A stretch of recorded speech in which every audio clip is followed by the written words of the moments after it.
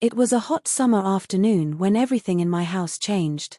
I remember the sunlight streaking in through the open kitchen windows, illuminating the countertop where I was chopping a watermelon. The sweet smell filled the air, and I had music playing softly from the speaker in the corner. I was still adjusting to having Jason, my 19-year-old stepson, back home after his first year away at college. Our relationship had always been respectful but distant. I married his father, Michael, when Jason was 13. At the time, he was quiet and withdrawn, struggling to accept a new woman in his life. But over the years, I had grown to care for him deeply, even if we weren't close in the way some stepmothers and sons could be. That day, I was in casual home clothes, a soft tank top and a pair of cotton shorts, not expecting company. Michael had gone to work early and mentioned he'd be late coming home. I assumed Jason was still out with friends or working at the gym. So, I was caught off guard when I heard the front door open and Jason's footsteps echo through the hallway. "Hey, Lisa," he called out casually. I wiped my hands on a towel and turned around, surprised to see him standing there with his backpack slung over one shoulder. He looked older, more mature, and more confident than I remembered. "Hey, I didn't know you were coming home this early," I said with a smile. "Want some watermelon?" He hesitated for a second, then stepped into the kitchen. "Yeah, sure." I handed him a plate, and he leaned against the counter. For a while, we just ate quietly.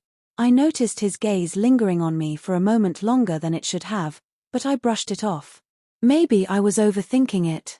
I was just glad he was home and safe. Over the next few days, we settled into a routine. Jason mostly kept to himself, but occasionally we'd watch TV together or share a meal when Michael was working late. I did my best to keep the house welcoming. I knew how difficult transitions could be, especially after the freedom of college life. I never pried, never questioned, just offered warmth when I could. But then, small things started to feel strange. Jason would appear in rooms without making a sound. I'd turn around and find him standing quietly in a doorway, watching. Once, I was folding laundry in the living room, and he asked if I needed help. He had never offered before. Another time, I dropped a glass in the kitchen, and he rushed in faster than I thought possible, clearly concerned.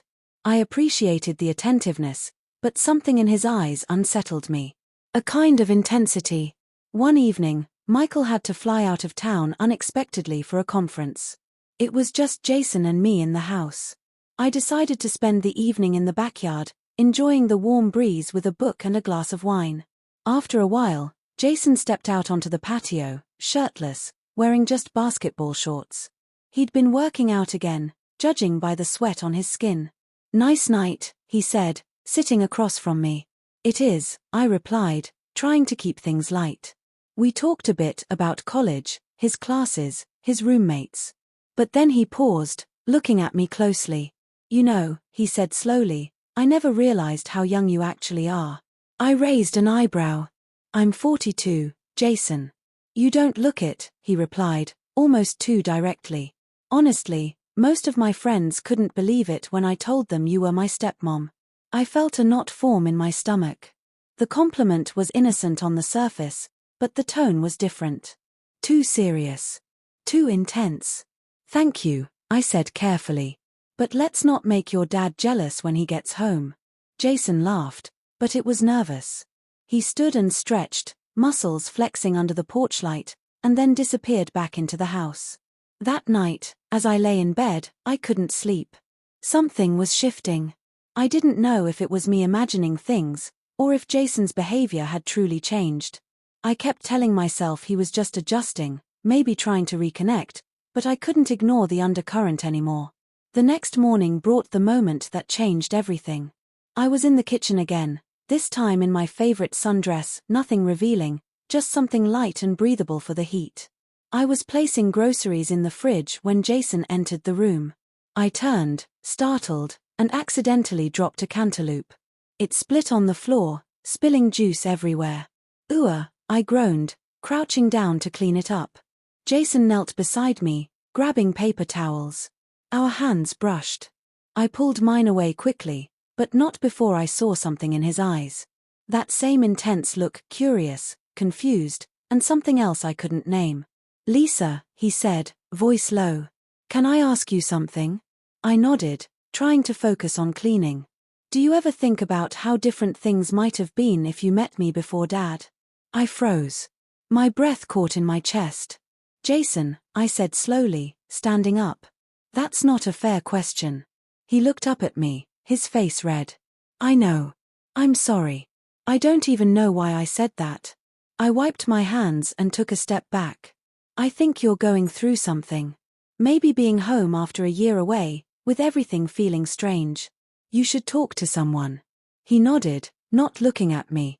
Yeah. You're right. I didn't tell Michael when he got home that night. I wasn't even sure what I would say. I didn't want to make assumptions, and I certainly didn't want to drive a wedge between father and son. But I began to keep my distance. I made sure Jason had space, avoided being alone with him too often, and kept things polite and formal. A week later, Jason knocked on my door. I was hesitant to open it, but I did. He stood there with a piece of paper in his hand. I wrote something. Can I read it to you? I nodded cautiously. He read aloud a letter, an apology, really. He said he'd been struggling with emotions he didn't understand, brought on by being back home and seeing me not as a stepmother, but as a kind, supportive figure in his life. He confessed that he had confused his admiration and emotional needs for something else. He apologized for making me uncomfortable and promised to respect boundaries moving forward. When he finished, he looked up at me with tears in his eyes. I'm sorry I crossed the line, he whispered. I stepped forward and hugged him, briefly and gently. It's okay, Jason, I said. Thank you for saying that. It takes maturity to admit when you're wrong. After that day, things shifted again, but this time, in a healthier direction. Jason got a summer job at the local rec center. He started spending more time with friends his age. He even asked his dad if he could start therapy to work through some confusing feelings he had carried for years. I was proud of him. And I never stopped caring about him, not as someone who once made me uncomfortable, but as a young man who was learning, evolving, and becoming better. It wasn't an easy summer. But it was a turning point. Not all stories end in romance or chaos. Some end with understanding, growth, forgiveness. Jason eventually returned to college, and our home returned to normal. Michael never suspected anything because nothing truly happened except the recognition of a boundary, and the decision to respect it. And sometimes, that's the most powerful story of all.